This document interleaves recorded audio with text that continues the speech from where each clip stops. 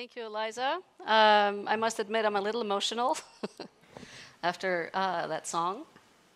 But we are here to discuss the legacy and the impact of that day 50 years ago. And just maybe a short introduction for me. As Eliza said, I'm the rector or the president of the University of Iceland. I'm the second woman to hold that position. But upon my election and assumption of office, a lot of people in the commenting systems felt reason to say that this surely was the end of men's rule in Iceland, because now there are 7 women leading the 7 universities in the country. But there are 5 men named Guðmundur who have held my position, some of them twice. So I don't think the end is nigh for men in Iceland nor anywhere else in the world.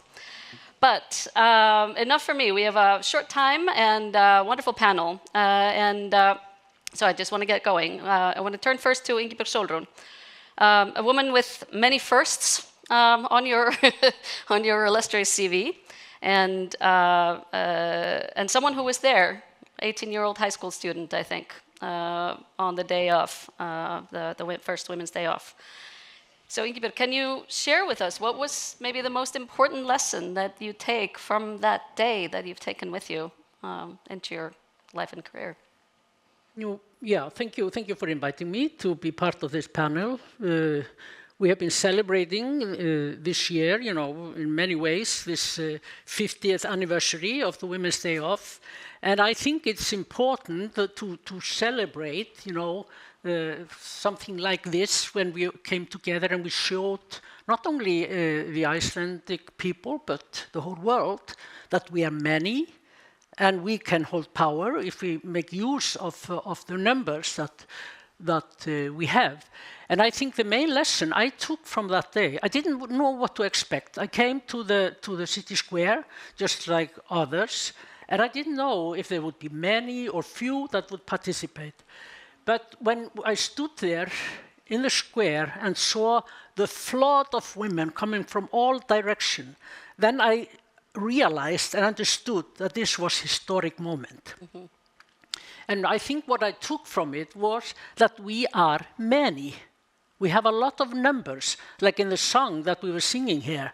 We have votes. We can have political power. We don't have to rely on men. And I think that was the main lesson I took from that day. Mm-hmm. It was a number, and we have to use this number. The power of the mass. Of the mass. Masses. Yeah, and of the power of the solidarity. Mm.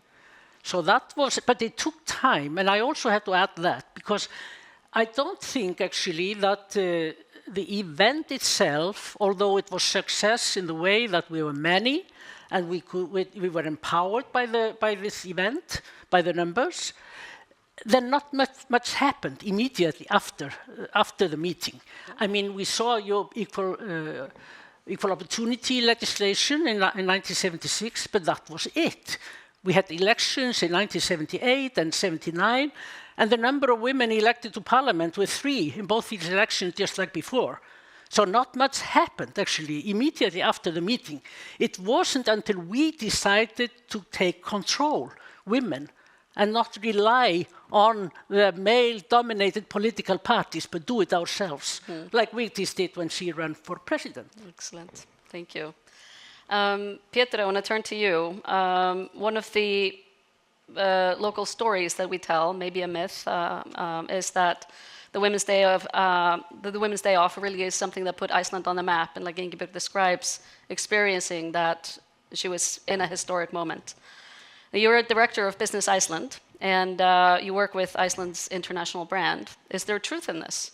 Is this what made Iceland a name? Absolutely. Yep. We actually did some research before the session here, and because this has been the conventional wisdom in Iceland, But you never know. Maybe it was just somebody's grandmother who heard it on a radio in Bergen and called someone, and then it sort of spread. But that was absolutely not the case. This was actually covered in all major news outlets in the world, and which is quite astonishing if you think about it, because this is in 1975. There is no internet. News doesn't travel with the speed of light. But for some reason, one reason or another, this is covered as a major news in all major news outlets in the world. And if you think about another fact in relation to this, Iceland was not known at all at this time. So about 95%, at least, of the people who heard this news had no idea what Iceland was, had never heard of the country. So this is quite surprising when you think about how much this traveled, and that's because how newsworthy it really was. Because Iceland was not the only country in the world where you had the situation as it was in 1975. Then, when you think the years after, in 1980, we see the election of Vigdís Finnbogadóttir. In 1983, the Women's Party running for parliament, and so on and so forth. Ever since, we have been having this equality story about Iceland being covered in the news on a regular basis. Very often when people talk about what are the major events that put Iceland on the map, so to speak. People talk about Reagan-Gorbachev in Höfði. People talk about Eyjafjallajökull, the crash in 2011 and so on. But I would argue that the story of gender equality in Iceland is at least as important for Iceland's image today as these events, because the nature of the story is completely different. This is about Icelandic society. The 1975 is about Icelandic women taking action for justice. And now, for example, we just looked at this year. We have a woman president, Hafliðadóttir. We have a prime minister, Kristrún Frostadóttir, and a foreign minister, Þorgerður Katrín Gunnarsdóttir. This year, up until yesterday, we've had 8,300 news about these three women in international media. And when we had the 50-year anniversary a couple of weeks ago, we had all major news outlets in the world coming to Iceland, covering it, and the reach is now about 1 billion people that have seen the news. So for Iceland, for fairness or not, I mean, this is absolutely the case. This has been a major issue in sort of shaping the image of Iceland in international media. Thank you. Maybe building on that, Sonja, you were the president of one of the biggest labor movements here in Iceland, and one that has a high share of female members, and you've been in the leadership of the organizing the recent days off for strikes. If everything's so great, everybody looks to us, what are the issues that still need to be addressed? What fights are there left? I think kind of one of the main problems is that we have this very strong aura of that we are there. And sorry to say, there's still some way to go for us. Maybe the last mile will be the longest, or at least sometimes it feels that way. In 2023, when we called for a women's strike, it was because of stagnation. We didn't see any progress. I mean, the dispute or the public discussion was all kind of the same. We are the best of the rest. What more needs to be done? And just a kind of a complacency. And we knew by that time there are so many different organizations behind the women's strike, and that, as you saw in the video, is kind of the magic that you're mobilizing and showing solidarity across different situations or status in life. And we thought, okay, this time we are going to prioritize. We're going to be very clear what needs to be done or what are the main issues at hand. And that is, of course, the gender pay gap, as it was in 1975. And also now in 2025, the women on the stage in 1975, they talked about the lowest paid women in Icelandic society, working in care work, fish industry, cleaning. Those are still the lowest paid jobs in Icelandic society. Kind of the most change within those job sectors are that there are more immigrants doing the work today.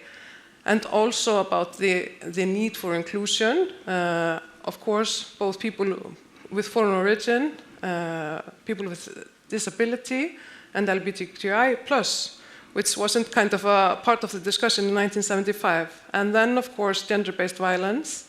We know that 40% of women in Iceland have been subject to gender-based violence in their lifetime. I mean, you all know this discussion. This is a pandemic, and it has to be treated like one. And then, of course, as mentioned with the hot dogs here previously, the unpaid work that women do within the household and care work, that is still the major responsibility still with women in Iceland. And the women's strike draws that very clearly forward, thinking about the mental load, but also what we call the second shift, just the basic care. So yeah, 3 priorities, 3 main issues that we wanted to have. That was ignited it. Thank you. Vigdís, I don't know if people can see it, but you're the youngest one here on stage, representing the future. Oh, yes. Yes. Great. So I want to ask you, you've been born and raised in a country that sort of takes this to heart, that we're the best place in the world to be a woman, even a feminist paradise. How does this shape, your life? Do you rest on your laurels and take the attitude like some men, evidently in Iceland, that 61% of men say that we're all the way there? Well, my life has been perfect. Yes, Thank you. yes. Well, just to be absolutely clear, I have definitely benefited. Like, I feel like I've had endless opportunities and encouragement and some fantastic role models, and many of them are here today. And I've always tried to show the fight I did not have to fight myself, respect, through my actions. So I feel like there have been so many opportunities within reach, just to be clear, but there still seems to be maybe like a pattern which is easy to fall back into. So I think a feminist discussion like this, or the yearly Kvennafri, is such an important reminder of what ideas had to be changed or challenged, and what still has to be changed and challenged, because I think it's like a way to kind of redirect your trace of thought back on track, which I've constantly had to do myself. And I have an example. It's when I was in junior college. I was 19 years old. I decided to run for the president of the student association. Like, why not? There was not a thought that came to mind that would not be something that I could do. So a very accessible goal.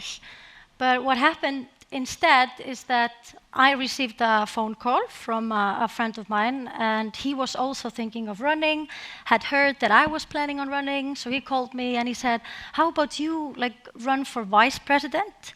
And I run for the president, and we could make a great team, And my automatic setting, despite being raised in a feminist household and have a healthy self-image, my automatic setting went well, I mean, that's not such a bad idea. I mean, being vice president can also be fun. I could do that. And I sat next to a friend who had just started studying gender studies at the University of Iceland, a male, credit to him. And he said, Vigdís, it's up to you, but it's so typical that a woman is ready to bend and diminish herself and diminish her goals, while a man who is not less capable or even less capable will not. Do you want to bend? And that kind of redirected me on the path. So we ran against each other and I won. So, But I think still in everything I do, it's music and comedy, people have opinions on everything I do. And I think very often I do have to redirect myself to the right path. Exactly. Gain my confidence and my self-worth and so on. So that's a constant fight for me, at least. Yeah, because the generations, the millennia of the patriarchal power systems, they're not gone. No, I mean, you're constantly challenged. Yeah. Every decision you make, you have to get back on track. Very good. Ingibjörg, I wonder, when you're listening to Vigdís, is there something that you wish that would have been done differently? Are there issues that we should have talked about earlier, stepped in, We didn't make any mistakes. Yeah. Of course not. Not saying. No. Yeah. Of course, what was maybe the main mistake I think in 1975 was that the women at that time were too much relying on the traditional political system, on the traditional political parties and politicians, and thought actually, I think genuinely, that when they came in these numbers to the square in 75, that the political parties would make some changes in their programs, they would take it up, they would, understand the importance of having some gender equality goals and feministic politics. But no, that didn't happen. So, and it will never happen, those who control the political parties, sorry, I know you're all possibly part of some parties, but they will not change and they will not make these changes, voluntarily. They need to be pushed. And it was when women in Iceland, first when Vigdís ran for president, and then we established the Women's Party to run for city council and parliament, that they really understood that we had votes in numbers, so we could have power. So I think that's what we didn't understand at the beginning, but eventually we understood it. I think that's one of the lessons to learn, to do it yourself, not rely on others to change these things. Second one is not to be complacent. And that's like you were saying. And I sometimes feel that we are becoming a bit complacent now when it comes to gender equality. When we were starting this struggle here in 1975, we wanted, gender equality, feminism, which was on the edge to become part of the mainstream. Of course we wanted it to become part of the mainstream. But now, when it has become part of the mainstream, somehow it loses a little bit of, what should we say? Sharpness, spice. So that is what I would like to see maybe more. Good. This is a perfect follow-on or intro to the last question I wanted to ask of Pétur, because you're saying the parties don't make place for women and women's issues. Do you feel that as a man you've experienced a loss from gender equality from the women's rights movement in Iceland? Yes, it's very difficult to be a man in Iceland. Open up. Do share.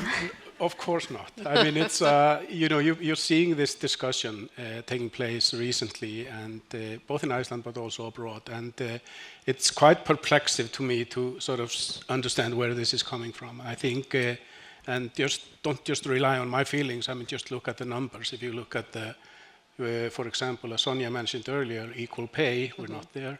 If you look at the most senior representatives in Icelandic business life, the CEOs in the listed companies in the Icelandic Stock Exchange, 5 women, 15 men. So, I mean, Iceland, we're doing a fine job and all that, but there is still a lot of work to do. And I think that we need to also learn from what others have been doing in that regard, and I think the business life also has to sort of bring ourselves more up to speed. It's maybe where the fight remains in many ways, the business. Yeah. Sonja, you mentioned in your earlier comments the role and the working conditions of immigrant women in Iceland, and if you can, very short, because we're running very short in time. What can we do? We have 20% of Iceland's population is not born in Iceland. How can we make sure that this group of women enjoys the same rights and opportunities as those of us who are born here? Okay. In 90 seconds or less. Okay. First of all, reevaluating their wages. Second, social support. We know that they are lowest income, usually unstable housing. That needs to be an action. But also, they don't have kind of the family relations that people who are born here have. So that means kindergartens, preschools, all the support system around the schools. And Sabine Leskov says it so beautifully, I wasn't born on the border of Iceland. And we have to remember that. They are not newborns. They have a lot of experience and skills, and we have to evaluate. Yep, that's a great point. Vigdís, I'm going to give you the final question. 32 seconds. We're hearing from surveys conducted for the Reykjavik Global Forum that there is backsliding. Do you feel your rights are protected? Do you feel safe? And I feel that my rights are protected. I do feel a backlash kind of in the culture, and of course culture changes rights eventually. Yeah, I think the expectations for women is changing. I don't know what's causing it, but I do feel it. And what I'm sensing the most are the absurd beauty standards, for example, and that's affecting me. For example, I feel like how women are viewed and what's expected of them is changing, but the rights are. The rights are there, but maybe you cannot enjoy them, or what? Well, I mean, it's just culture. I mean, you're living. I mean, rights are one thing, and we live in a fair society in many ways when it comes to that. But you're also living every day in the culture we have made together, and it's actually, I don't think. It's scary when the culture moves back, because then you start to wonder when the rights will change. You know. So yeah, it's a great point. That's why, you know, reproductive rights, access to daycare, all these issues are something that we have to continue fighting for, right? Absolutely. All right, we are on red, so I think we have to call it a day. Thank you for your input. Thank you for being here. Thank you for the audience. Thank you. Thank you.